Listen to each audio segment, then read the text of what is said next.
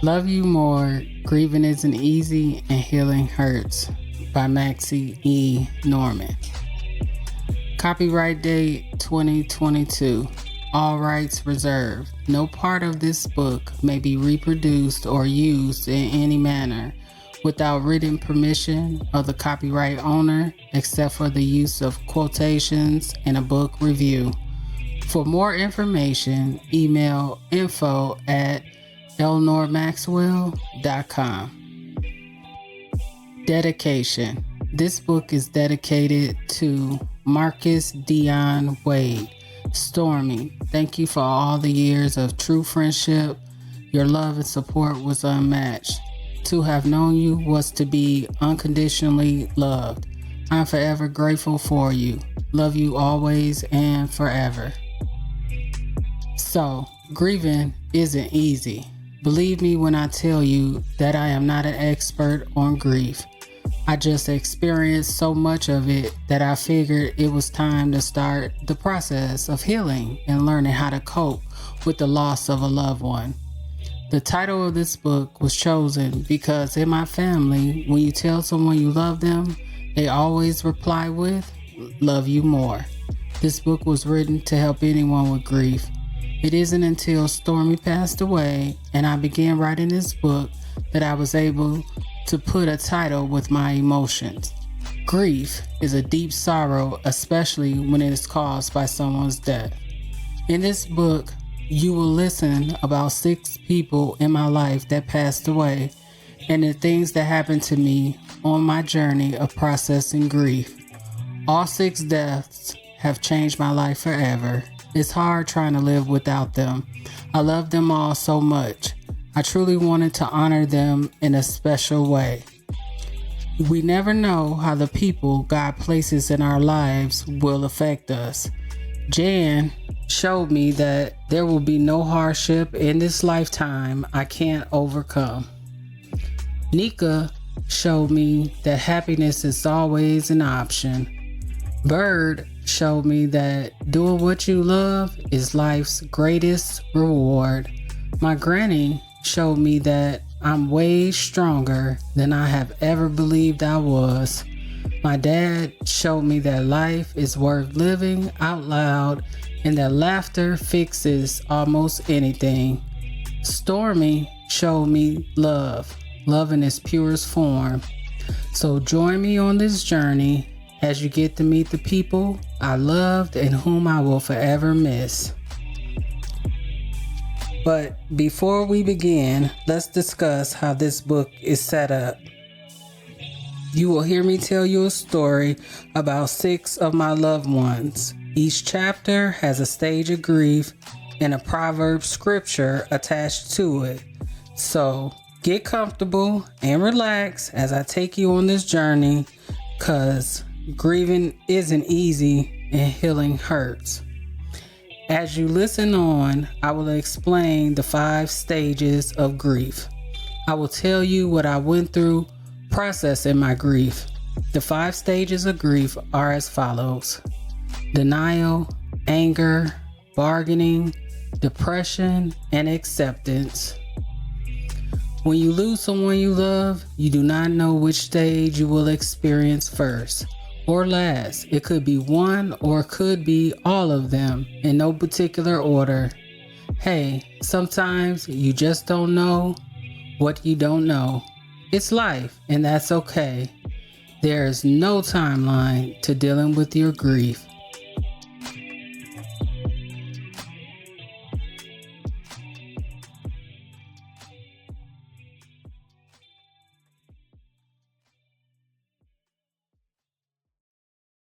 Chapter 1.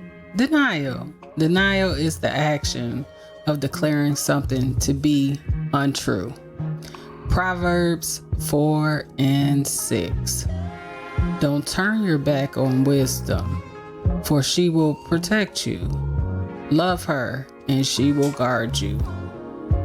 Prince Art Wine. My cousin Janice Harrell Metcalf. My great-grandmother and Jan's grandmother were sisters, were cousins by way of my father's side.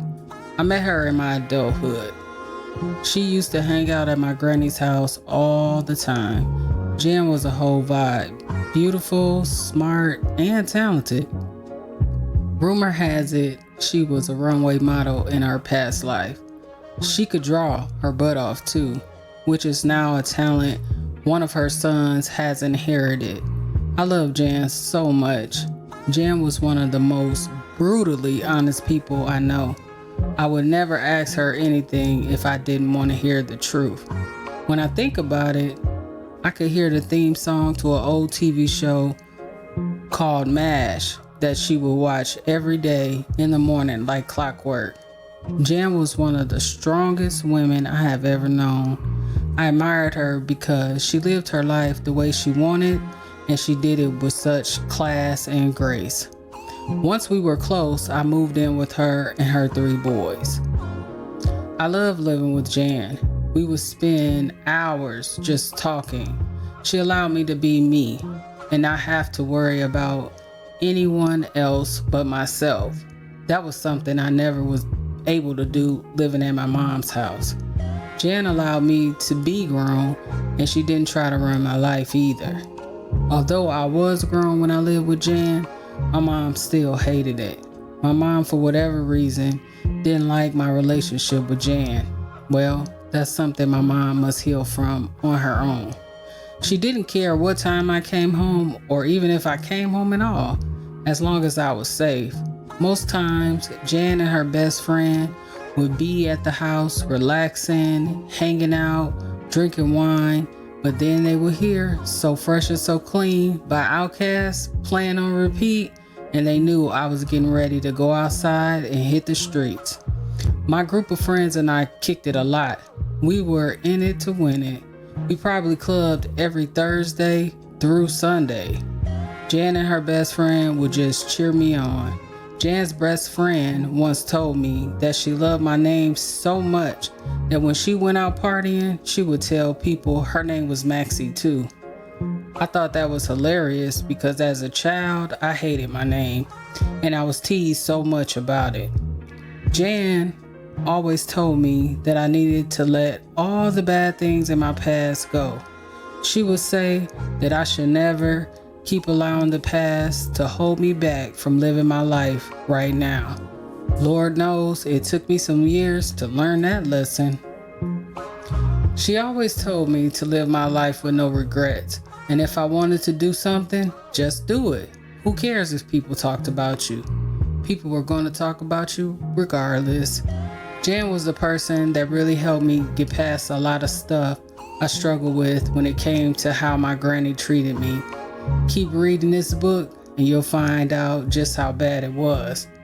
Man, I miss her so much. I could talk to her about anything. I love sitting around the house with Jan, listening to Prince. Now, boy oh boy, she loved her some Prince. She would blast Prince, all the while sitting on the couch, sipping her box wine without a care in the world.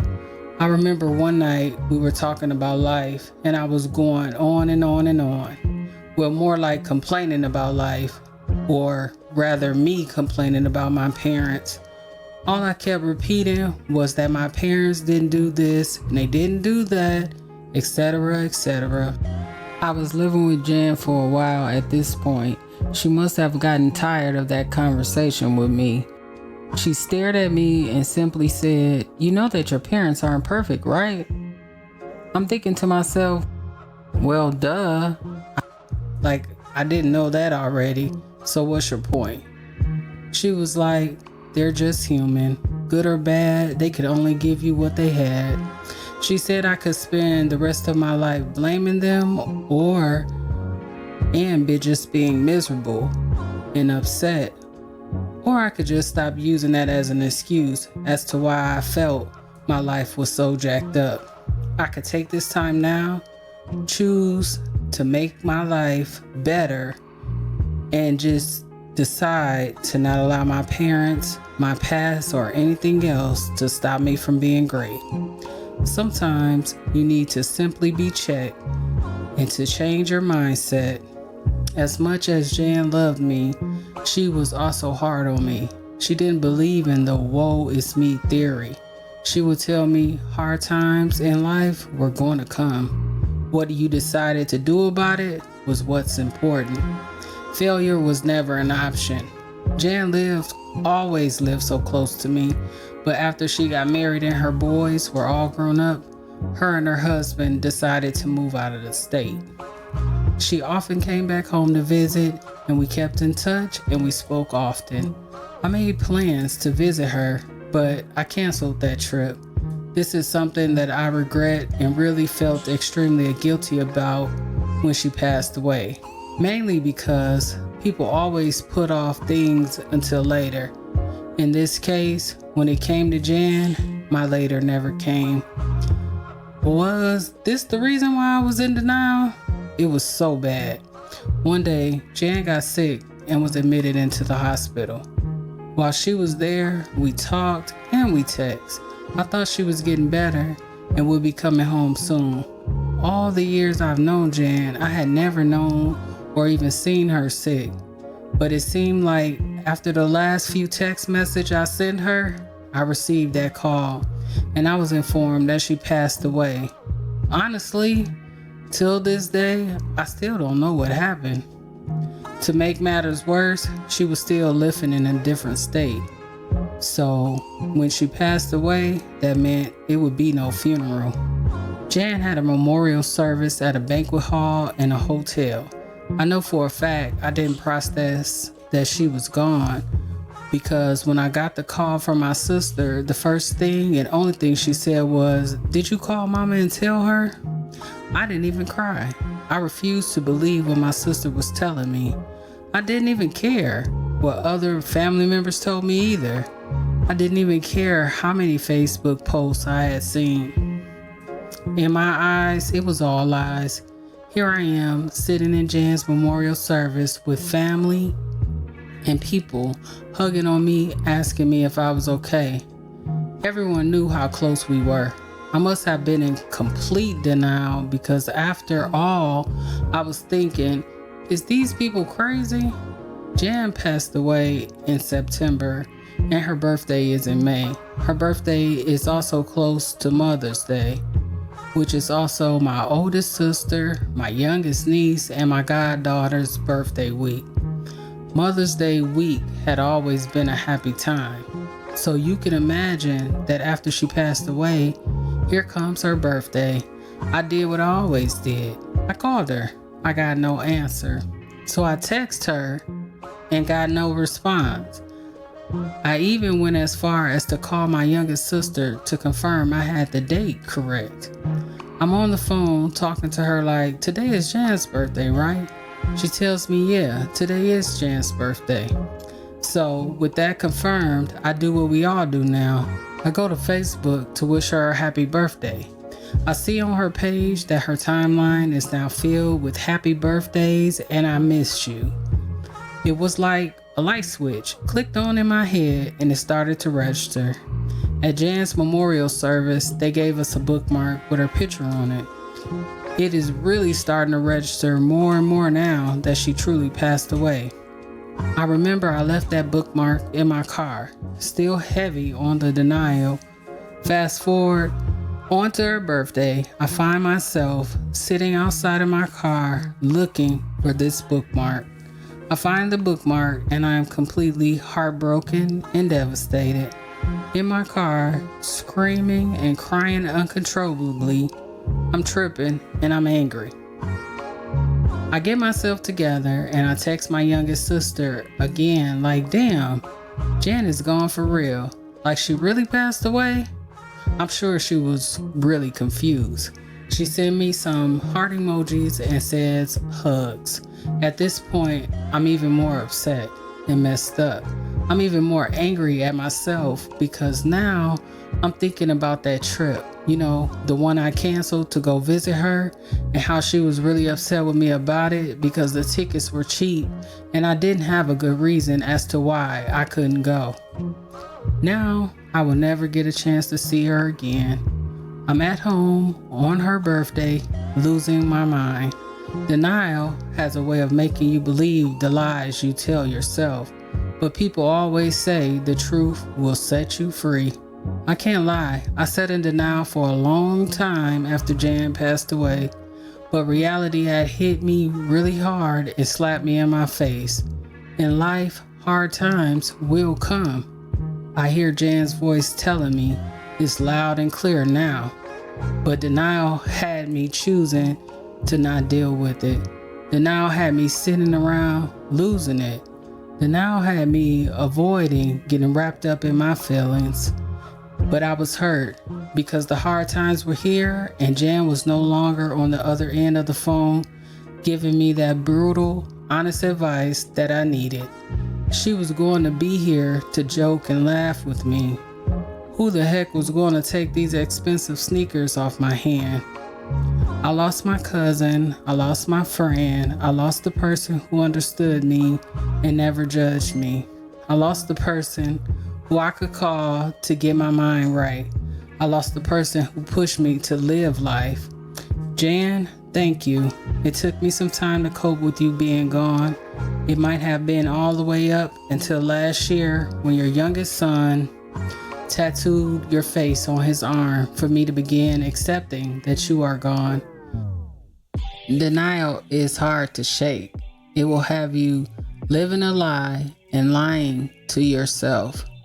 It will have you sitting in a place of numbness where you are unable to feel anything. Be honest with yourself. Don't live in that lie. Scream if you need to. Go get some help if it gets that bad. The truth will set you free.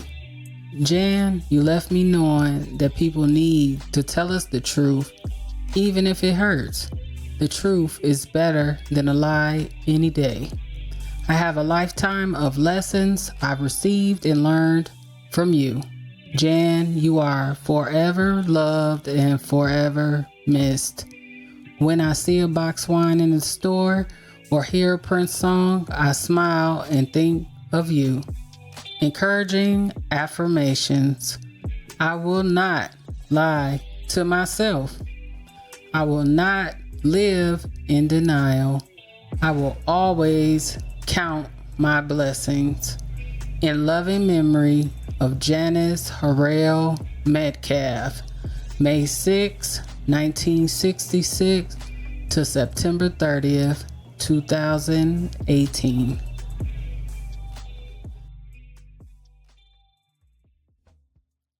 Chapter 2. Bargaining. Bargaining is when you wish, pray, or hope that your loved one will be saved in exchange for something. Proverbs 31:25. She is clothed in strength and dignity, and she laughs without fear of the future. Happiness and joy. Smiles are contagious.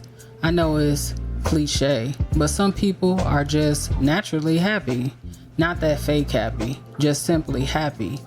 On that note, please allow me to introduce you to Nika Wiggins, aka Miss Positivity and Smiles. I had never met someone who was always happy until I met Nika. She was such a sweet person. This is not insinuating that she never had problems or issues, but she never sat in her troubles for a long time. Her faith in God was so strong. She was the first person I ever met that would mail in her tithes when she missed a church service. She was also the first person I ever seen openly pray at work. I met Nika about 15 years ago. We worked at the same company as customer service reps. She was perfect for that job. I understood why they hired her. Myself, on the other hand, not so much. Nika was super intelligent. She was the definition of school goals, if that's even a thing. She would always be at work, reading, trying to learn new things, creating new processes and procedures without anyone asking her. Nika would share the things she learned and created with anyone. She was always willing to help. When Nika was around, she made life easier for everyone she encountered. The longer I worked there, the more it became obvious that I felt the job sucked. I had no idea how Nika turned being cursed out for 8 hours a day into a happy experience, but she did it every day. I was simply just there to get a check. Nika always tried to make me see the brighter things. Some days it worked, other days not so much. We lived in the same area, so we decided to carpool to work, and I always had her laughing. When we rode to work together, Nika could always tell what mood I was in based on the music selection playing when I arrived at her house. If I was playing trap music, she knew that I was probably dealing with some things. I needed to sell dope, make this money in my mind before I reached work. If I was playing Michael Jackson off the wall, she knew I was in a decent mood and the morning would at least be great. However, no matter what mood I was in, Nika was still always happy. She would always pray for us before we walked into that job. Nika was the type of person that would give you the shirt off her back without you having to ask for it. I never witnessed her be mean to anyone, not even the people that mistreated her. But don't get it twisted, she was not a pushover either. God really did a number on her heart because she had a different type of patience with these humans. If you had the privilege of meeting Nika and didn't like her, you were just being a hater. Nika was the type of friend that wanted to see you doing better than good. She wanted you to be doing great. She was the type of friend that you never questioned whether or not she had your back. She would always be there for you. In between all the calls we had at work, we discussed family, what we really want to do with our careers, and our lives. I often expressed how I couldn't understand how I ended up here in customer service. I was way too creative to be sitting in a cubicle. Growing up, I loved music, dance, art, reading books, braiding hair, and doing decorations. I lived for that kind of stuff. So how did I end up here? I really couldn't understand it. I hated customer service. Sitting on the phone all day was for the birds. Nika, on the other hand, was a pro. The hundreds of calls we received day in and day out didn't faze her one bit because she simply just loved helping people. And that's what made her happy. I don't think she ever knew this, but her being so happy every day also helped me. Nika would give me pointers on how to deal with these customers and on how not to allow people to steal my joy. Nika will remember everyone's birthday, only so she could bring in something to make sure their day was special. She was also able to convince the managers to allow us to decorate the cubicles for everybody's birthday while we worked the later shift. Now, decorating was probably the only thing at this job I was remotely interested in because balloons and streamers are my jam. One night after our shift, we were putting up decorations for a coworker's birthday. I mentioned to Nika how much I love doing decorations. She informed me that I could really turn this into a career and that there were tons of folks that had event planning businesses. Did I mention that this girl was smart too? Sometimes all you need is someone to change the way you view life. The next day at work, we outlined the name of the company, services we could offer, created a flyer, and all of the business trimmings. We were really able to put our dreams on paper that day. After we brainstormed the event planning business, working there didn't seem so bad. But don't get it twisted though, I still ended up quitting. Nika and I remained friends over the course of several years. We always talked about the parties we were hosting and what we had going on in life. Unfortunately, we never did get those dreams off the paper. We often revisited the idea of the business, and neither one of us never trashed the papers we outlined on our business plan. A year before Nika passed away, I was visiting her at her home, and we really sat down again and re-outlined the event planning business. I was really motivated this time. My dad had recently passed away, and her and her family were moving out of state. We were both excited about how we could be able to gain more clients living in 2 different states. It's funny, right? That when someone passes away, you start to feel like you needed to rush and live out all your dreams. Well, when Nika moved out of state, we kept in touch and talked often. We were both still serious about this event planning business. We were making all types of plans, but sometimes your plans are not in God's plans. And a lot of times, things put off until tomorrow never happen because tomorrow may never come. The last time I talked to Nika was around Christmas time. We both discussed all the decorations we wanted to do for the holidays. She was always super creative and had multiple ideas. I was at work in another cubicle the day I got the call that Nika passed away. I could not wrap my mind around why my friend at 42 years old had suddenly passed away. This felt wrong and completely unfair. I was hurt, I was confused, and now trying to bargain with God while grieving sound crazy, right? How could you pray and scream at God to undo something because you needed more time? I did, and I asked God more than once for more time. And more time, because that's what I needed. I needed God to give me more time with my friend.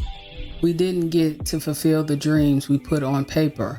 All I could think about was that my dad was gone and now my friend was gone too. I wasn't ready.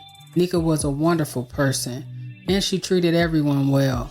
She helped people when they didn't even deserve it, and she did it with a smile on her face.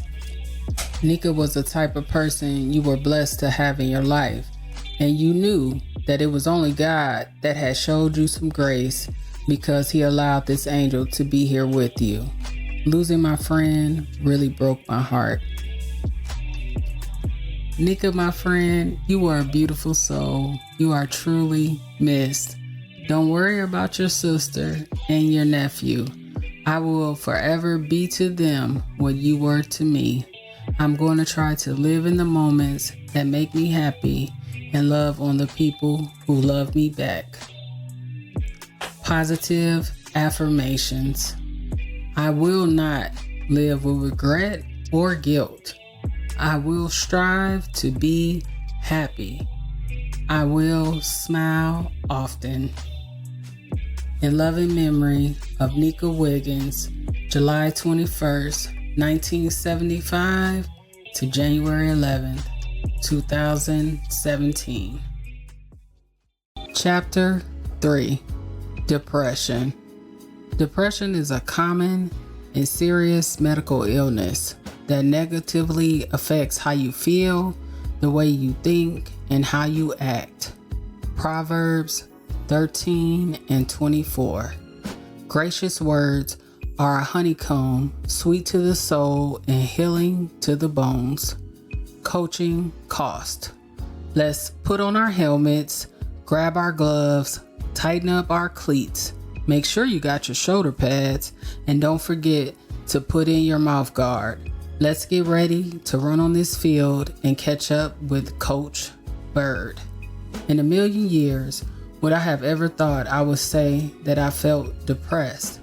I know a ton of folks that battle with mental illness, and I know how serious it can be.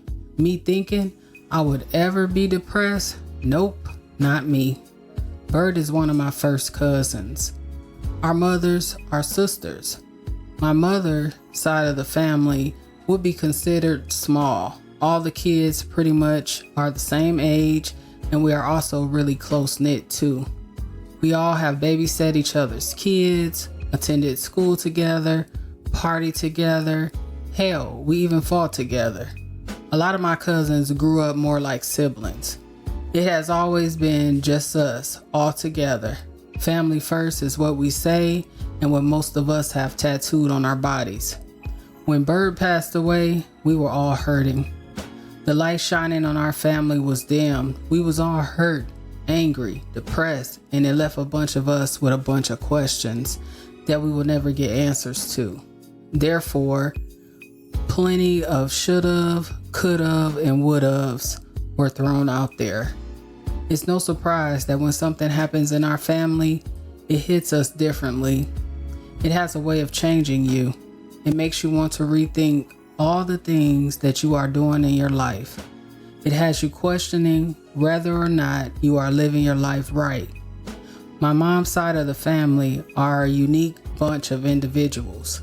You must have an extra layer of tough skin to be around us. The whole family, down to the kids, love to just talk mess. They live for it. They do not care if it's your first time meeting you. This might be the reason why Bird always would say, "I'm never bringing my girlfriends around you." And he never did. Bird was a football coach, a chef, and a great debater of our family. If he wasn't acting antisocial and actually showed up to a family function, there was always a good time to be had. Every time I think about Bird, it really blows my mind that the guy with such a big heart who would help anyone had real life heart problems. A lot of people didn't know that. Bird struggled with heart problems for many years and underwent multiple surgeries behind his heart troubles as well. His heart is what people loved about him most. Bird was a giver. He gave his life to being a football coach and mentor for over 20 years. I remembered how shocked my aunt was when we were planning Bird's repast. We wanted to honor him by displaying his achievements. His nephew was pulling out trophy after trophy, award after award that he had won and been given for all his years of coaching. It was really overwhelming. Almost every male in my family played a sport. Bird was a coach in the community where we grew up. I just knew that the upcoming year, my nephew would be next in line to play football and be coached by Bird. Hell, to me, in my mind, it was going to happen too. If Bird was coaching, the kids were going to be playing, and that was it. That's just how it was in our family. It just felt like a tradition. Everybody had some type of sports story. Around the time when Bird passed away, it was so much going on in our family, it was crazy. I'm surprised that everyone wasn't depressed. I spoke to Bird maybe a week or so before he passed away. I called to check in with him to see if he or the family needed anything. Everything felt depressing, but my conversation with Bird was always full of jokes and his intellectual perspective on life. He was always good at trying to sound all smarty-arty, trying to debate with you about any and everything. I swear, debating had to be his favorite pastime. He really enjoyed it, way too much. I know it had to be right up there with football, and if you knew Bird, you knew he loved football. Sometimes I believe that Bird would disagree with you on purpose, just so he could debate. You could always get a good conversation going when he was around. Depression is hard. I could tell when Bird passed away, none of us were okay. And even though I was hurt, I didn't have time to address my feelings either. It was a lot easier to just be supportive of my family and hold them up rather than fall victim to depression. However, things swept under the rug will eventually pile up, resurface, and must be dealt with. I found out months after Bird passed away that certain routines and habits brought back the feeling of depression as well. It was hard to see my family hurting all the time, and being unable to chat with him on a daily just didn't seem real. What bothered me the most was going to visit my aunt's house. The presence of him not being there was heavily felt throughout her entire house. See, whenever I would go visit my aunt's house, I would always yell downstairs to speak with Bird. Often we would chit-chat about random things, but every once in a while we would get stuck on a topic and a debate started. You would think that we were downstairs trying to discover answers to the world's issue. In fact, we just might be talking about something simple, like why a chef on TV had just added that ingredient to a dish. Joy left us when Bird did, and I know I would never be the same again. However, I know Bird wouldn't want us to remain sad. It was just so unexpected, and I feel like my family is still in shock. He had so many plans that would have been great for his football kids. I don't know if they will ever find a more committed coach than him. I remember the day Bird passed away. His phone was ringing off the hook. The same number called so much that I ended up answering the phone. It was a mother of one of the kids Bird coached a long time ago.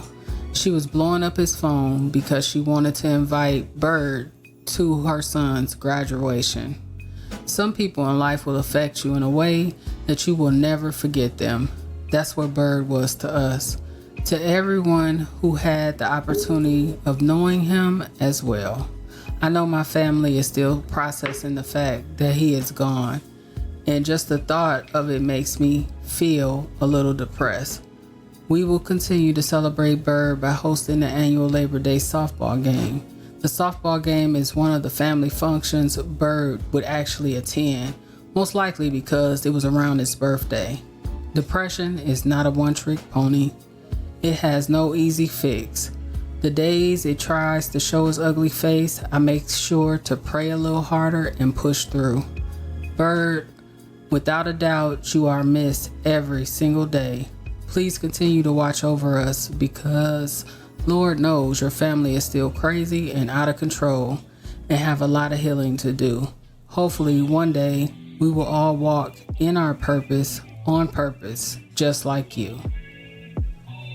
Coaching affirmations. I will strive to live in my purpose.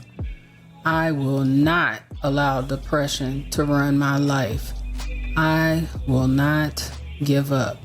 In loving memory of Deshaun M. Lewis, Coach Bird, September 8th, 1974 to May 21st, 2021.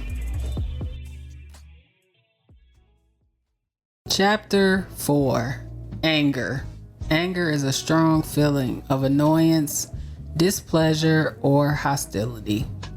Proverbs 15:1. A gentle answer turns away anger, but a harsh word stirs up anger. Pick your poison. Even a crumbled, dirty, stepped on, ripped up, taped up $100 bill holds the same value as a fresh one from the bank. Know your worth. Know that you are valuable. My granny was a short, petite little woman.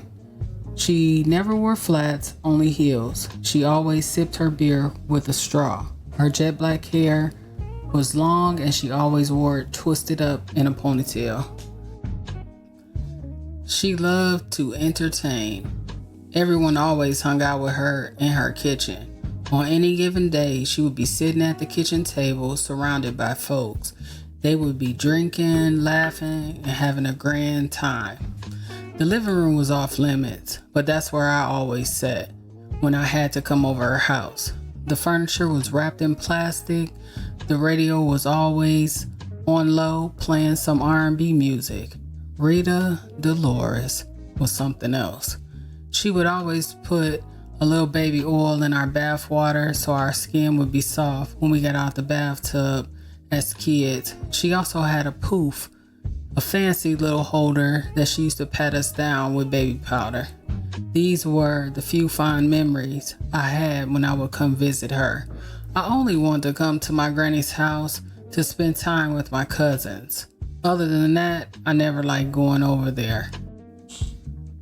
Going over my granny's house is where I met most of my cousins on my dad's side. I was kind of forced to be there. I think my mom felt as if I needed to have a relationship with my granny because her and my grandfather were my only living grandparents. My mother's mother passed away when I was 5 years old. I think that because my mom no longer had her mom, she needed a mother figure. Well, the only drawback to that was my granny was nothing like her mother. My granny was a housewife, and that was something I actually admired about her. It showed me that she could love someone, that she really cared about another person. My grandfather, Papa, was like a big teddy bear. He was a big, tall, 6-foot-something man with a heart of gold. Papa was my granny's second husband. And although he wasn't my dad's father, he is the only grandfather that I've known. Papa was a hard-working man that really loved us. Like, for real, Papa loved us. Papa spoiled most of the grandkids, but he really spoiled my youngest sister to death. Papa nicknamed her Ham, and we still tease her about that name today. She had Papa wrapped around her fingers. Papa loved bowling and driving his Lincoln. He worked for the bus company as a supervisor for many, many years, and everybody loved him. My granny would be up every day, 5 a.m. She made sure Papa had breakfast, lunch, and made sure his uniforms were ironed. Even with all the entertaining my granny did daily, she always made sure Papa had a hot meal on the table when he got home from work. To me, they had a great relationship. I never seen them fight or fuss at each other. Hell, I never seen Papa raise his voice at anyone, and like clockwork, he gave my granny his whole check every time he got paid. My granny claims that back in the day, when my dad and uncles were young, she worked a job. But personally, I have never known her to work or even drive. Papa provided everything she wanted and everything she needed, but Rita Dolores was really something else.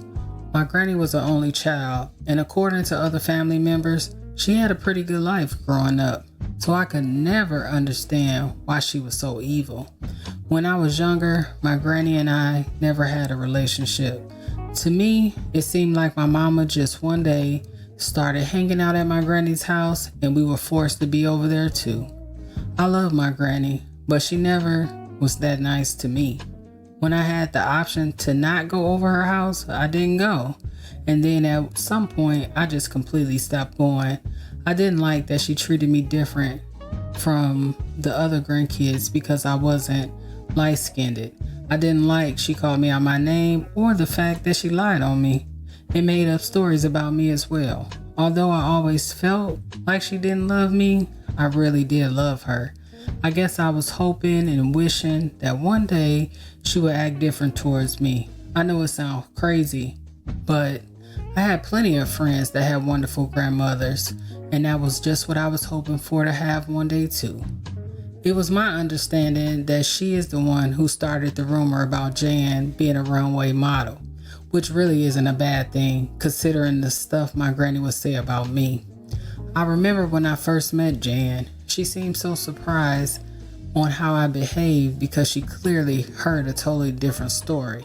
But when I tell you that prayer works, it really works. As I got older, me and my granny had what I would call, a decent relationship. It was probably because in between my dad's wives, he lived at our house. A lot of my cousins that previously had dealings with her had already written her off due to the way she treated them. So me, on the other hand, I would still try. But unlike the other grandkids, I never got lucky. I soon realized dealing with my granny that she pretty much was stuck in her ways. Everyone around her just accepted the crap she dished out, whether they liked it or not. Being angry didn't make a difference, or being hurt wasn't going to force her to change either. So I just tried to build on our relationship as much as I could. It was me that drove her around town when she came to visit. I would even spend birthdays and holidays with her. I would come to her house and decorate a small table Christmas tree. I took care of her when she was sick and spent numerous nights in the hospital with her sleeping in a chair so she wouldn't be in the hospital alone. I was also the one who helped her with my grandfather's funeral because it was just too much for anyone else to deal with. I made sure he looked nice and the funeral home had everything they needed. I loved my granny. As I write this story, I'm in tears because I was finally able to release all that anger I held for her because it just so happened to be her birthday today. So happy birthday, Granny. My granny and I were fine up until my uncle passed away in 2010. My uncle was a manly man, so when he got sick and diagnosed with cancer, no one ever knew. He spent the last years of his life spending a lot of times with the people he cared about the most.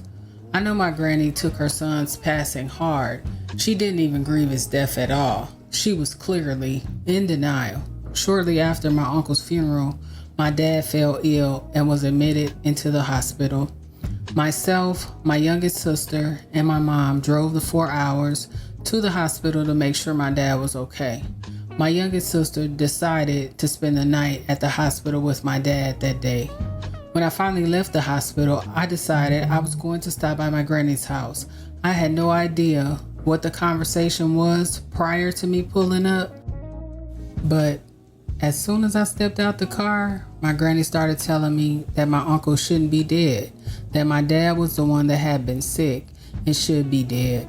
My granny always said some foul stuff to me, but before, I was honestly surprised that she said my dad should die, especially as he laid in the hospital sick. To add fuel to the fire, she added that if my dad did die, she hoped to have money saved because she wasn't helping me pay for anything. I tried to justify what she said to me because she was still in mourning, but she continued to repeat those same statements to me over and over, and it just began to be too much, as all I could remember doing was standing in her driveway, crying my eyes out, thinking to myself that no one could really be that evil. Although I was hurting, I continued to love my granny. Even after that situation, I continued to try and have a relationship with her. My dad got better and I realized it just didn't make sense to be that mad anymore. But anger slowly crept right back in. The thing that pushed me to the point of not speaking to her was when my dad passed away. I was driving home from the store when my oldest niece and my cousin called from my granny's house to tell me that he had passed. My cousin was trying to explain what happened with him, but my granny started screaming and yelling in the phone that I had killed my dad. My granny told me it was my fault, that he had died and I killed him by breaking his heart. She told me I clearly never loved him, and from that point on, he no longer had kids. She continued to say a bunch of other foul stuff that I don't remember because I stopped listening. She told my cousin that she needed to stop talking to me and to hang up the phone. I was angry, I was hurt, and I was completely heartbroken. Yet, the next day, I still called my granny. I thought to myself, maybe she was just in her feelings. Oh boy, was I wrong. She not only repeated the same stuff to me that she had said the night before, but she added that if I ever showed up at her house again, she would call the police on me. Now, I know some of y'all are thinking that I am nuts, right?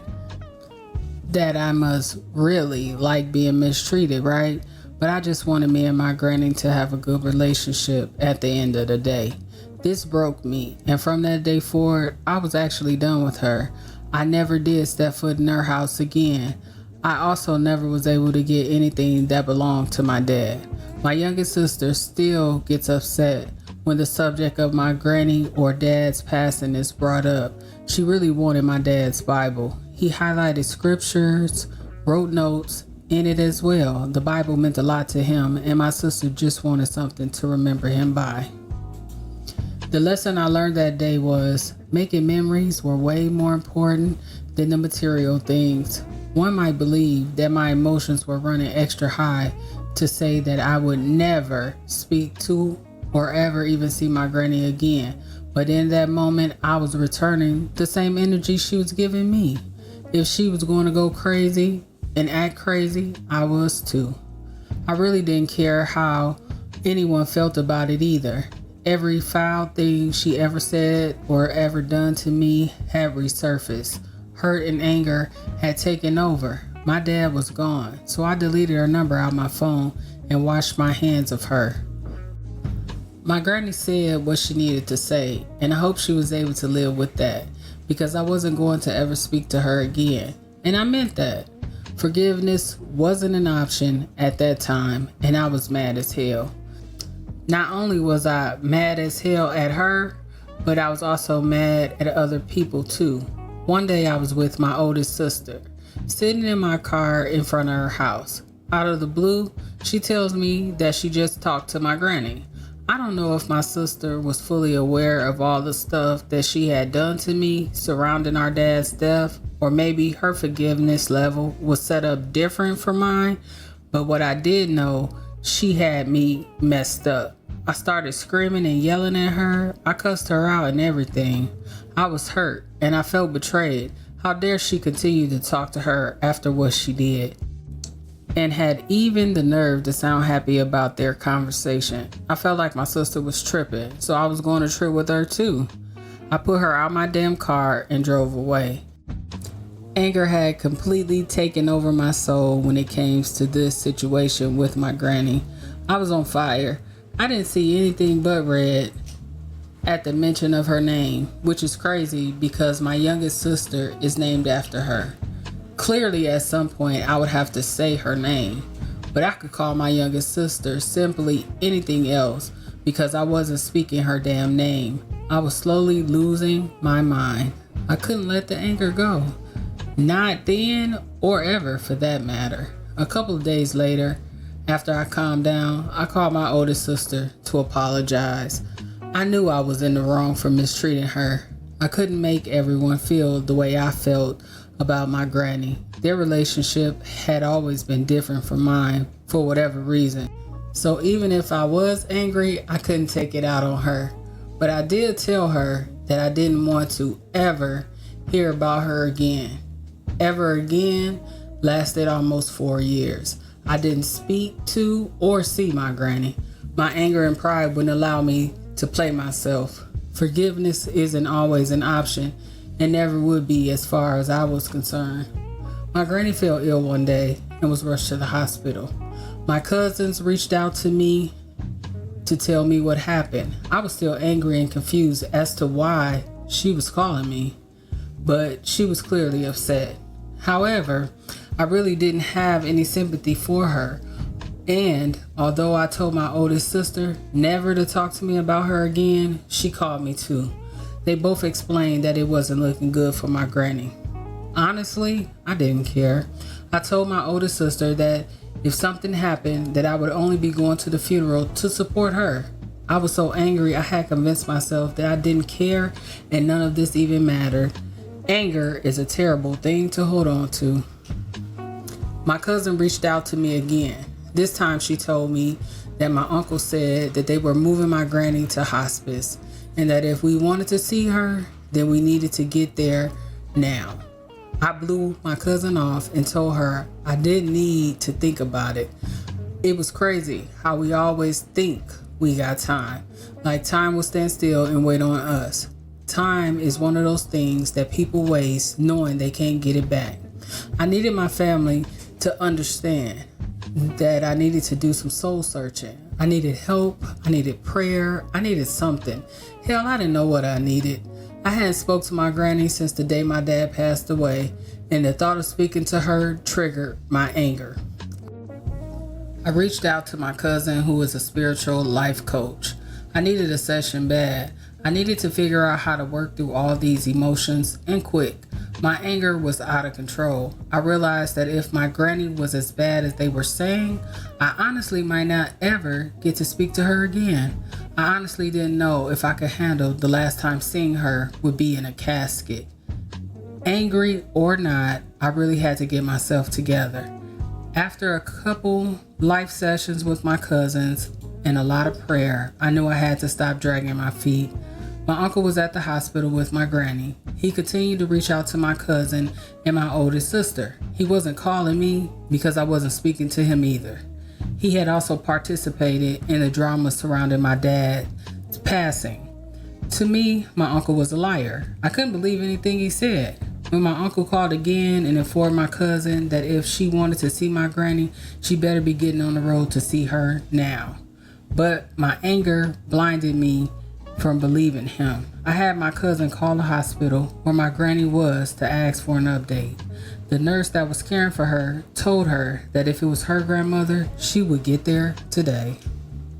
This made me upset. Hell, it made everyone upset. I was even more angry now. Not only did I need to rush 6 hours away, but I was in no position to go that far. I had to come up with a plan. So instead of taking the 6-hour drive alone and renting a car, I took a 4-hour train ride to my cousin's house and then spent 2 hours in the car with her and her family to make the trip to the hospital. The whole trip, I did nothing but pray silently to myself. I knew I needed to forgive my granny and my uncle. I knew being this angry for so long was more harmful to me than it was to them. Holding on to that kind of hatred I was walking around with made no sense. We made it to the hospital late that evening. When we walked into my granny's room, the tears wouldn't stop flowing down my face. I told her that I was sorry. I told her that I loved her. I told her that I forgave her, and I prayed that she loved and forgave me too. Although my granny was coherent, she was no longer able to speak. She just looked at me, held my hand, and this made me less angry and more hurt than anything else. My cousins and I sat there for hours. We talked, we laughed, and we cried. When we finally decided to leave the hospital, the cousin I rode with decided that her and her family would just stay the night at a hotel. I decided that I would take the 6-hour drive back home that night with my other cousin. To say it was a long, rough day would be an understatement. We arrived back at my home at 7 in the morning. I told my cousin bye and that I loved and appreciated her for dropping me off. I walked in the house, texted my manager that I would be late for work, and just sat on the edge of the bed. Not even 5 minutes later, my phone rang. I thought it was my cousin letting me know she made it home safe since she didn't stay that far from me. But sadly, it was my cousin calling to let me know that my granny passed away. I was in shock, all the anger and wasted time, and for what? If I had waited one more day, I would have missed the opportunity to let my granny know that no matter what, no matter how angry I was, I loved her. Forgiveness really is for you. Forgiveness is not about the person you're angry with.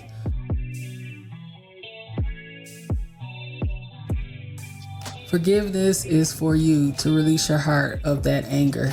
Forgiveness requires that you no longer hold on to your pride. If you take anything from this story, let it be that you won't burden your heart with anger. Tell someone that you love them today. No one is promised to be here tomorrow. Forgiveness, affirmations. I will not allow anger to control my life. I will learn to forgive. I will heal from what or who has hurt me. Chapter 5. Acceptance. Acceptance is the act of accepting something. Proverbs 14 and 13. Even in laughter, the heart may ache, and rejoicing may end in grief. When your getting ain't getting, and your gotten is gone. As you can see from the title of this chapter, my dad was a true character. Laughter makes the heart smile. My dad was the king of inappropriate dad jokes and consistent laughs. My dad had to be the happiest man I've ever known. I probably seen him angry only once in my lifetime. Other than that, he was always smiling, always laughing, all jokes, all the time. Max E. Norman, also known as Sweets, is what they called him, was a showstopper. Any room he entered, he made you love him. He was that guy. He was a superstar athlete. Track and field and basketball were his sports. I remember being at my granny's house and seeing shelves and shelves of awards, medals, trophies that he had won. He attended college for acting and traveled to Japan as a Marine. This man loved life and he loved living it. My dad was a party animal. He partied so much that when my mom was pregnant with me, he and her made a bet. The bet was that if he was there the day I was born, no matter if I was a boy or a girl, I would be named after him. Not only was he there when I was born, but he helped deliver me. I like to think that I helped him win the bet since I was born at home rather than in the hospital. My parents didn't plan that either. I was born doing whatever I wanted to do. I remember my mom telling me that after she had me, we were taken to the hospital, that I was not allowed to be around the other babies. I guess I was set apart. You could say that I have been a little extra my whole life. My mom and dad were married for 11 years. They got married when my dad was 21 and my mom was 16. My mom told me that my dad was so fine that she had to marry him so she could have cute babies. He was planning to go to the Marines when they met. They had only been dating for 4 months before he went to boot camp. They must have had a magical experience because my dad proposed to my mom in a letter. My mom graduated early from high school at 16. She had the option to either have my grandmother pay for her to go to college or sign for her to get married and have a wedding. She chose the wedding and she planned it all. When my dad got back from boot camp, all he had to do was go get his tuxedo. They had a big winter wonderland wedding. My dad was a charmer. Lord have mercy, the women loved him. Young or old, they all loved him. That could be the reason he was married 5 times. He was married a total of 31 years and 6 months of his life. He probably would have gotten married a 6th time had my granny not royally ruined and destroyed his last marriage. My dad was a mama's boy. His mama could do no wrong in his eyes. He really was a dope dude though. But like most people, he also had his struggles. I knew that my dad smoked weed. It wasn't until me and my sisters were forced to spend a summer with him and his second wife that I found out he did other drugs too. Being married a lot and his struggle with the drugs caused him to be in and out of my life growing up. I did see him whenever he was around or in between marriages at my granny's house. His absence would bother me a lot. He lived close when he was married to his second wife. I even went to school with her nieces and nephews. They would come to school and brag about how great my dad was and all the fun they would have while hanging out with him. As a kid, knowing he had time for other people's kids and not his own didn't sit well with me. But when he was around, he always made my day. He would always tell me that I was the prettiest girl in the whole world. He assured me that everyone around me would love me too. Not only because I looked just like him, but since I was named after him, it was guaranteed to happen. He also had jokes to tell me and would keep me laughing all the time, so it was hard to stay mad at him even when he wasn't around. One of the main reasons he and I stopped talking was because of my granny. When I had a falling out with her, it damaged our relationship. I went years without talking to or seeing him. Remember, I had that talk with Jan that helped me realize that my parents could only give me what they had. Some people move around through life and cut people out their lives and be perfectly happy. I'm just not set up that way. I often battle with that as well. It makes me never want to let people get close to me. Because my dad lived with my granny, once they moved away, I decided to just simply write him a letter. In the letter, I explained to him how I felt about everything, and that helped me repair our relationship. For years, he and I only communicated through letters and birthday cards. When I finally got over myself, yes, I did say over myself, because sometimes we are so prideful and stubborn that we just get sick and tired of ourselves. I know I'm not just talking to myself when I say this. We do a lot of stuff that causes us self-inflicted pain, hurt, anger, and every other emotion you can think of to ourselves. We overthink, we stress, we hold on to stuff way longer than we need to. We worry more and pray less when it needs to be the other way around.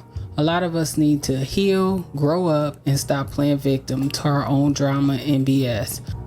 Of course, life will not come without disappointments or stuff that we have no control over, but you only get one life. I finally went to visit my dad, who was now 4 hours away. We needed to have a face-to-face conversation. I explained to him that I had been grown for a long time. I just wanted us to start fresh. I was stuck in my ways and I was working on that. My dad did apologize to me and let me know that he loved me, and from that moment on, everything with my dad was amazing. I would travel the 4 hours to visit him often. We started spending a lot of holidays and birthdays together. We even took family photos and had dinner dates. Everything I felt we missed out on, we did. He also never missed the important stuff with his kids from that point on.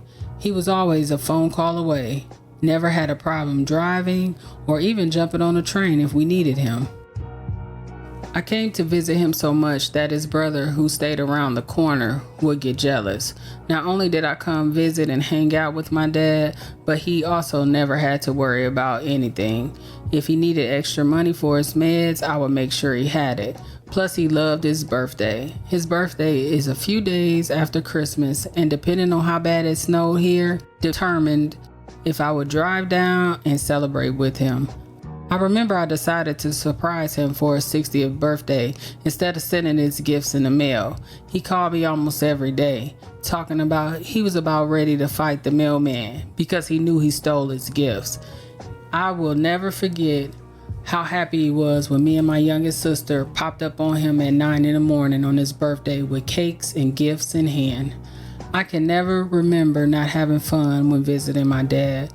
We spent hours sitting at the kitchen table watching TV and eating tomatoes, or him just crunching on ice, something all my siblings and my nieces do now. He was so loved by everyone. He is still the favorite uncle. I loved hanging out with him. I could never get into those sci-fi movies he watched or wrestling. That was him and my youngest sister's favorite pastime. They would be in his room for hours, and all you could hear was them laughing loud at the top of their lungs. Personality-wise, they are really so similar. My mom swears my sister laughs just like him, and they think everything is a joke.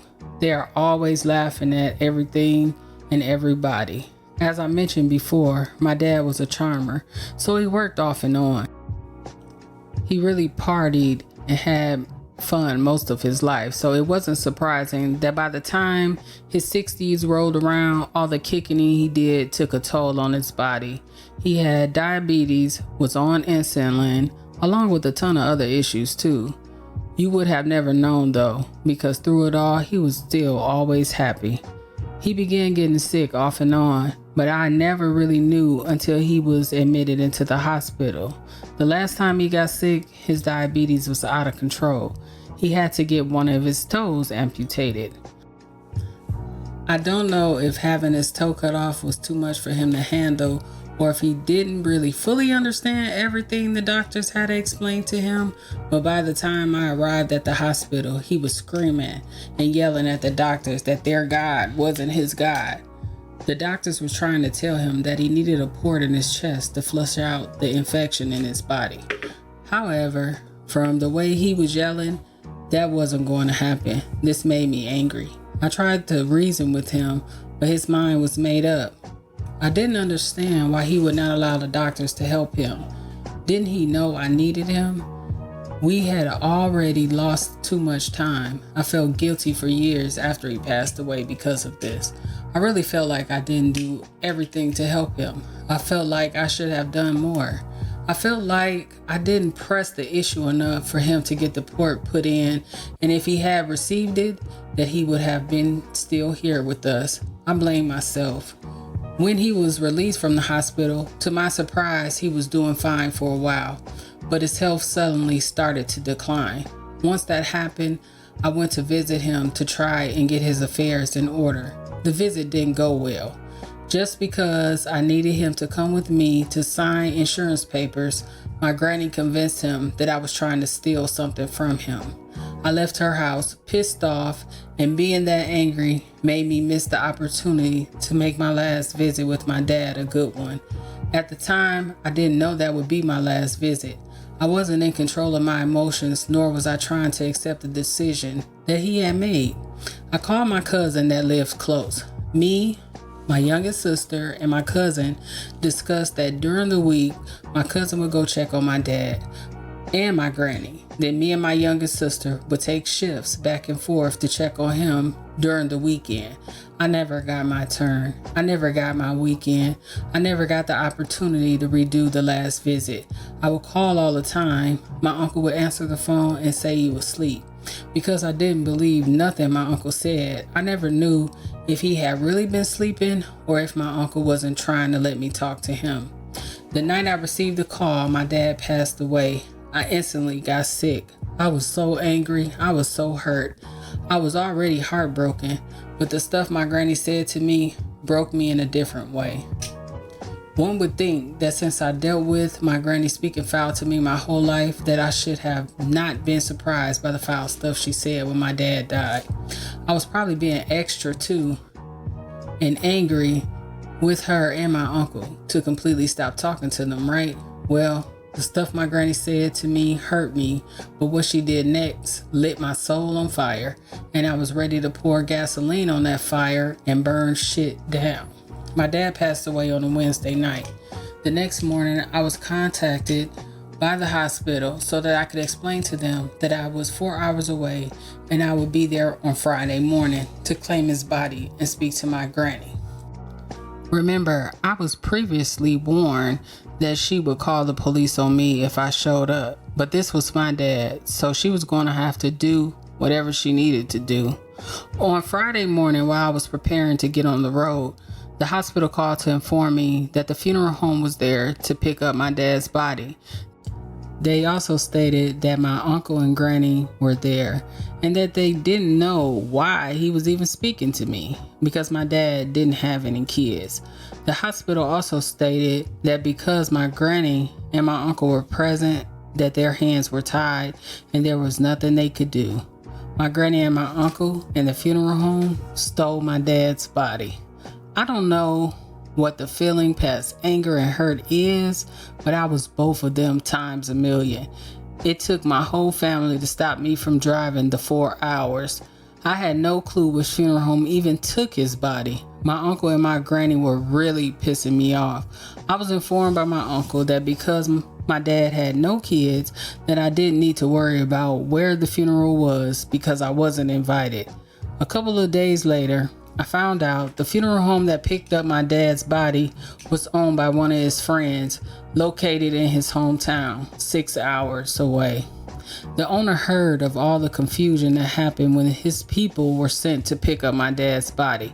He had known my dad for over 20 years and he knew he had kids. So when he called me, he immediately apologized. He felt horrible that my granny had done that to me. Not only that, he also knew that his funeral home picking up my dad's body was illegal. My granny really put him in a bad situation. If that wasn't bad enough, he really called because he needed me to sign a paper so that my granny would be financially responsible for my dad's funeral expenses. And she also would oversee the planning of his funeral. I disrespectfully informed the guy at the funeral home that I wasn't signing shit and everybody could fuck off. To everyone else in my family, I was being completely unreasonable.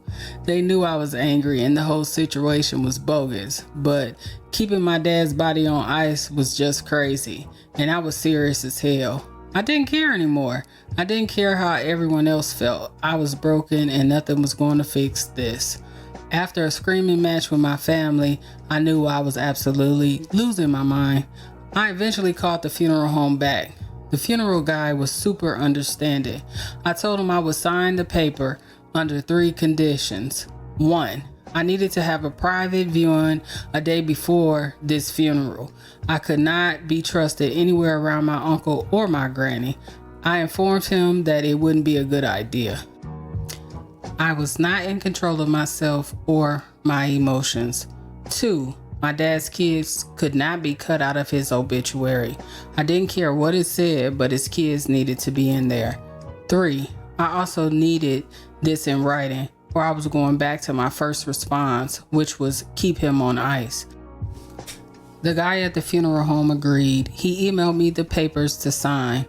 Once I signed them, I cried until I couldn't cry anymore. I was really trying to mentally prepare myself to take the 6-hour trip to lay eyes on my dad for the last time. I was completely stressed out. I was heartbroken and devastated. Losing a parent hurt in an unexplainable way. The feeling leaves you empty on the inside. The saddest part about this whole situation was my dad was so loved by so many people, and because of all the drama surrounding his funeral, half my family didn't even show up. The private viewing was only attended by me, my siblings, my oldest niece, and my 2 cousins who still lived in his hometown. I was told even though my granny started all this drama around my dad's funeral, she didn't even attend. I stayed so angry that I never even knew where my dad was buried. It wasn't until I went to my granny's burial that I was shown where he was. I thought once I went to his gravesite that I would be able to accept that he was gone. Nope, it pissed me off.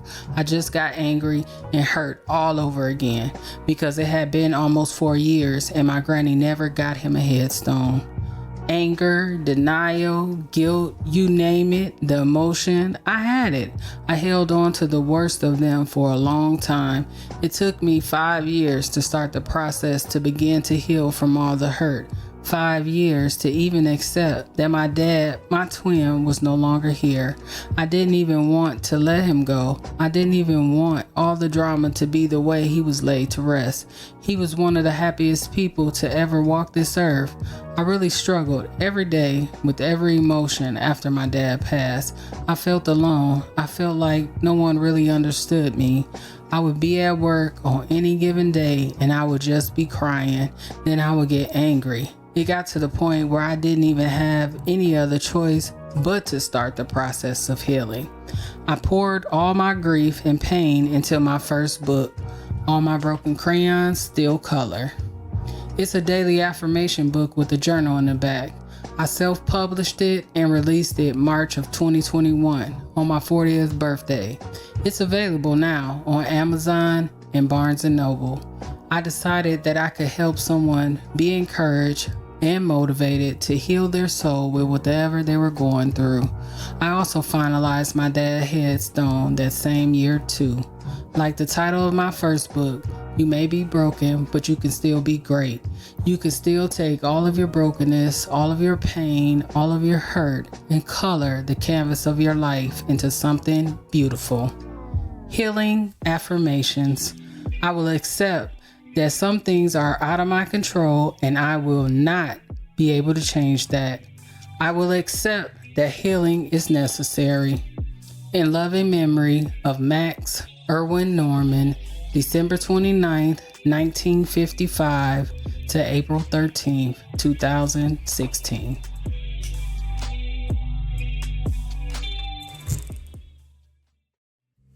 Chapter 6. Love. Love is an intense feeling of deep affection. Proverbs 4:23. Above all else, guard your heart, for everything you do flows from it. God makes no mistakes. Sometimes curveballs are thrown in the game. It shakes up your whole understanding on how to deal with things in your life. Sometimes when you lose someone, you are going to have to sit in that grief all by yourself. Just you and God, feeling all the feels, dealing with every single stage of grief. When it happened to me, I didn't like it. I wasn't raised to be all in my emotions. I have been told that I needed to suck that shit up and get over it. This is equal to people telling little boys to stop all that crying and acting like a girl when they hurt themselves. It didn't matter the situation or how I was feeling. There wasn't time to be sitting around crying all day in your feelings. When my friend Stormy passed away on my dad's birthday, I was unable to just suck it up and get over it. That was not an option. I can still hear Real Love by Sky playing in my head every time I think about you. It's the last song I sent you. You will never know who God sends your way that will put an imprint on your heart. It's the type of love that will change you forever. When your soul is tied to someone that you have lost, a piece of your heart leaves when they do. I grew up in the suburbs. A lot of people were moving from the big city out to our area. It was the 90s, and anyone who grew up in the 90s knows we had a good time in that era. We recently gained new neighbors, something I cared nothing about. I was focused on working, going to school, and braiding hair. Braiding hair was my side hustle to help support myself and my youngest sister. I come from a long line of naturally talented beauticians. Almost all the women on my mom's side of the family are hairstylists. My aunt even owned a salon back in the day. My middle niece has inherited this talent as well. However, every time I ask her to get my hair done, she tells me she claims I'm too picky. I started braiding hair and creating styles when I was 10 years old. I would roller set my Little Miss Makeup doll's hair. I would turn the heat on to 90 degrees so I could place her by the heater for her hair to dry. By the time I was a teenager, I taught my youngest sister how to braid hair too. On my off days, I would book both of us clients. I met Stormy when I was 15 years old. I was outside getting something out of my mom's car when a handsome guy walked into our yard and started talking to me. He asked me my name and I looked at him, rolled my eyes, walked back into my house and shut the door. I was waiting on my client to arrive and I didn't have time to chit-chat with our new neighbors from the city. Once I was in the house, I went upstairs to my room. A few minutes later, my sister was yelling for me to come downstairs. I come downstairs and I'm shocked to see the same guy standing in my living room. I looked at my older sister like she was crazy. I told her, "Do you know that I don't know him and he is a stranger, right?" She looked at me and said whatever and walked away. I stood there shaking my head. Stormy looked at me and said, "I know you heard me talking to you outside." I looked at him, replied, "Yes, I heard you, so what's your point?" He started laughing, which in return made me laugh. I told him my name and then told him he had to leave. I had hair to braid and I didn't have time for this. He started laughing again. He told me that he was glad he found out I knew how to braid hair because he now had a new hair braider. That made me laugh because I really thought that was a joke, but he wasn't joking. For the next couple of years, we became good friends. We would talk all the time about everything and nothing. Oh, by the way, he made sure I braided his hair too. Most of the time, he didn't even need his hair done. If he knew I was home, he would just take half his hair down to get it redone. I thought he was crazy, but I always enjoyed spending time with him, so I guess I really didn't mind. My mom was really against her girls dating young. She felt that young love made you crazy. Remember, she's the one that got married at 16. I really wasn't thinking about dating anyway, but my mom let Stormy know every time she laid eyes on him that he was too old to date me. Once my siblings and I became teenagers, my mom started hanging out a lot more at my granny's house. Many of those nights she was out, I wouldn't have a ride home from work. I would walk or catch a ride with my friends. Other nights, I would page, yes, this was the era of pagers and payphones, Stormy from my work phone to see if he was in the area and if he could pick me up and drop me off at home. My mom being gone all the time really wasn't helping her no dating rule. When we moved out of the house next door to Stormy, I think my mom believed that we wouldn't see each other anymore because we were no longer neighbors. But as luck would have it, our new landlord lived across the street, was the grandmother of one of Stormy's best friends. So basically, we ended up being neighbors all over again. After Stormy passed away, my mom informed me one night after I finished braiding his hair, she stopped him again and reminded him that he was too old to date me. She also told him that he probably should just leave me alone because I was about to graduate high school and go away to college. She told him that she felt like he already was out in the world living his life and he wasn't going to stop me from living mine. Stormy, being Stormy, laughed and told my mom that it was cool, that I could leave and go live my life, but he wasn't leaving me alone. She said that pissed her off, which is probably why she never told me about this conversation until after he died. Funny thing is, maybe he knew something my mom didn't, because I didn't go away to school like planned. I stayed local to help my family with what they needed me to help with. All that blocking my mom tried to do didn't work because we ended up dating anyway. By the time I was in my 20s, kicking it in the city with my friends and being with Stormy was the highlight of my life. It was my escape from all my family drama. Over the next 20 years, Stormy and I were off and on. We ended up being up, down, and around. LOL. Young love, wild, crazy, and free. No matter what our titles were, it never changed our friendship.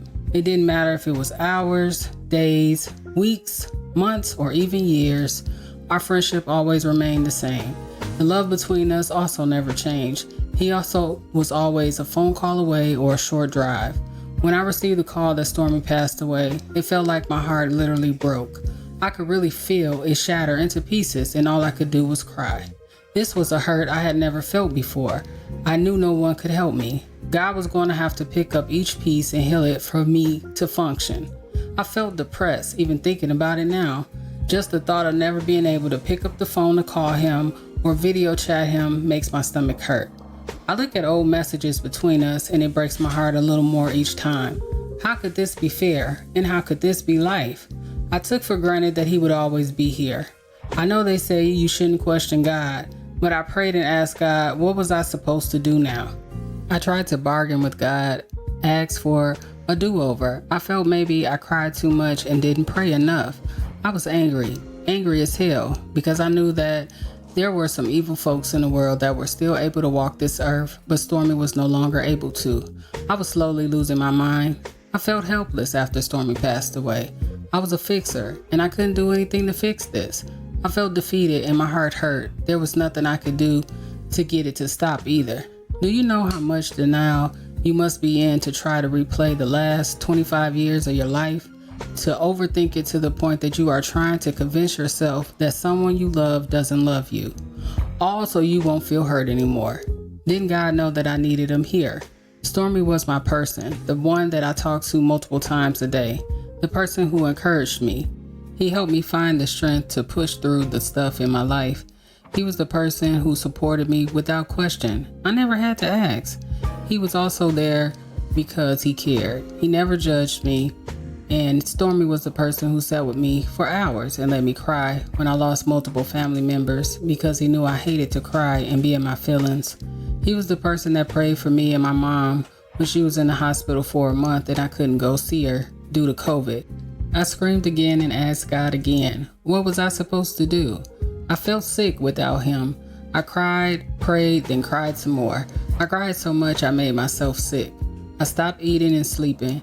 I was starting to look crazy. My eyes, my nose, and my face were always red. The bags under my eyes were ridiculous.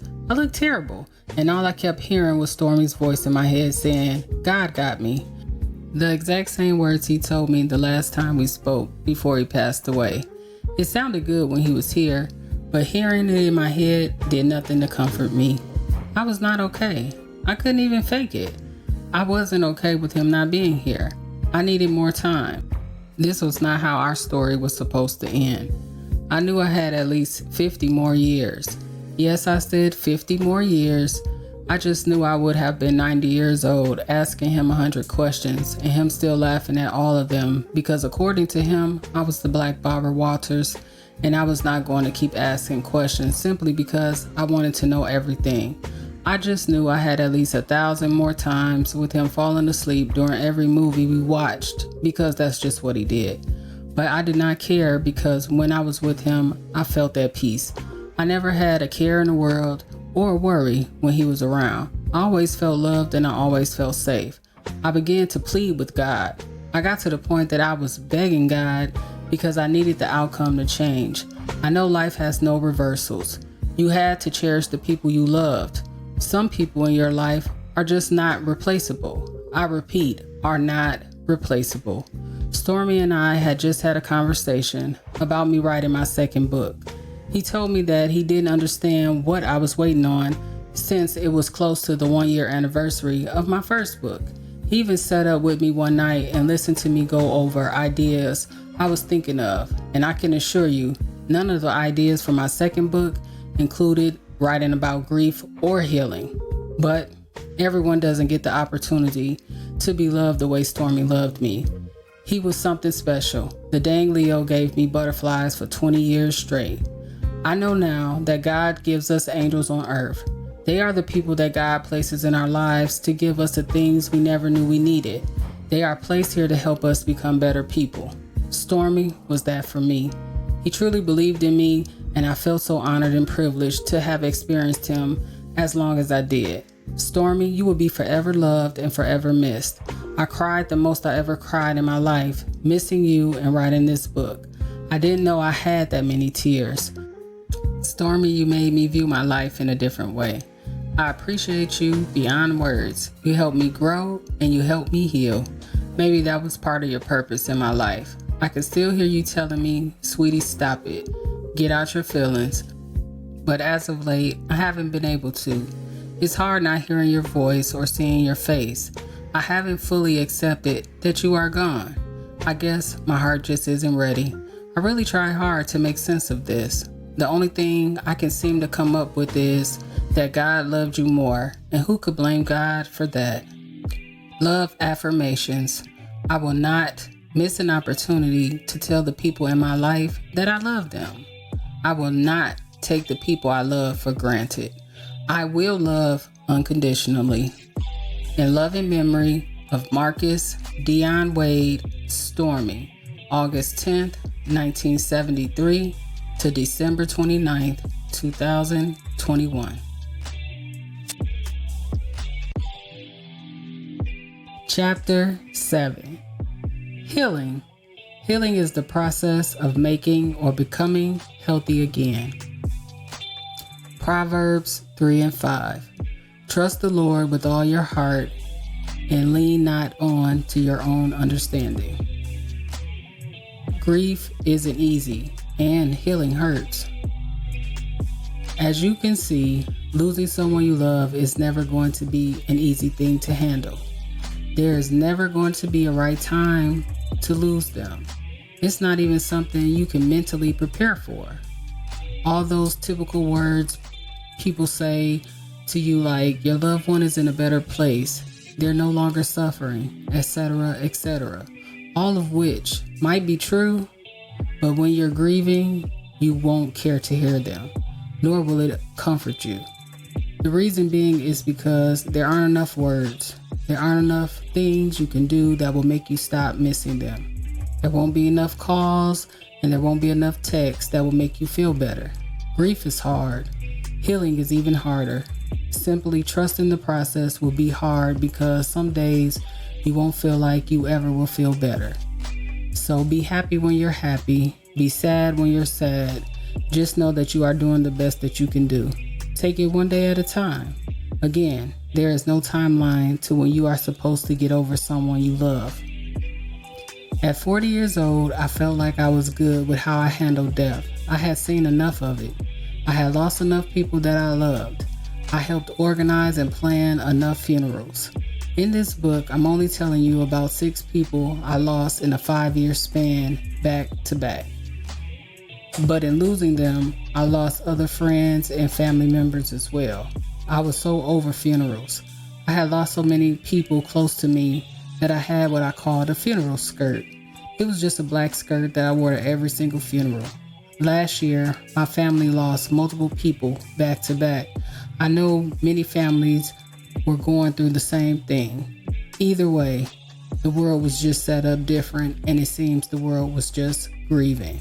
I remember at Bird's funeral, I was handing out obituaries, and I stopped to give one of my cousins a hug. He was clearly devastated. Him and Bird grew up as brothers, because they shared the same birthday. He said to me, "Man, cousin, you're the strongest person in our family." I didn't think much of it at the time, because I hadn't even processed how I was feeling since Bird had passed away. I now realize that I was completely breaking on the inside and no one knew. People never know what you're going through, and that sometimes you are just out here in the world making it all look good. And for what? Sometimes the strong are unable to be strong as well.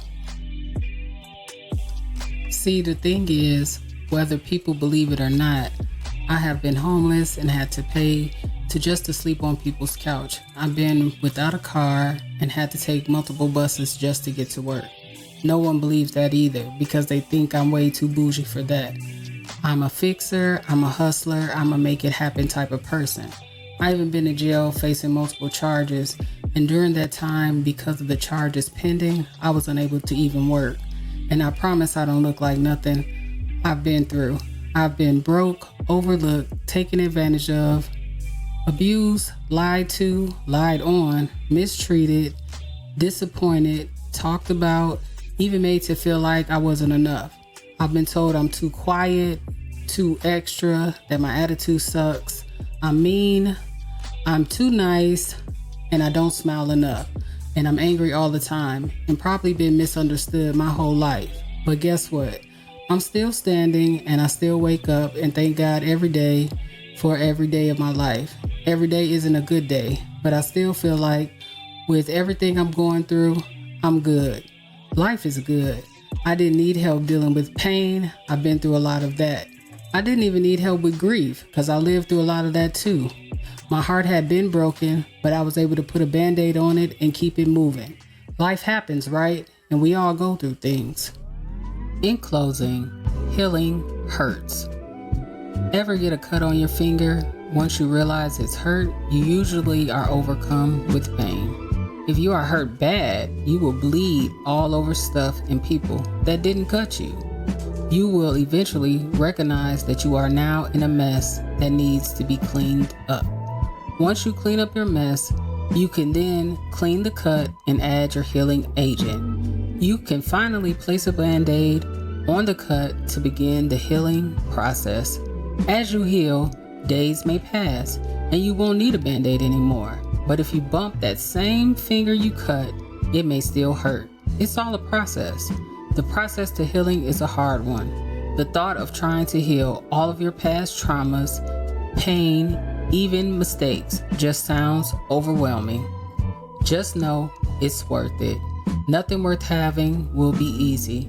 It will always require hard work. It will require a lot of sacrifice. It may even require some tears. On the other side of fear is faith. On the other side of pain is peace.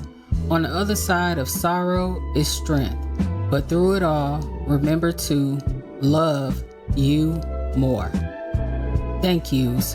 An extra special thanks to Eric Metcalf, Nico Wiggins, Deshanna Lewis, Stephanie Wade, and the Norman girls. I truly appreciate y'all allowing me to honor the memories of your loved ones. Y'all will never know how much this means to me.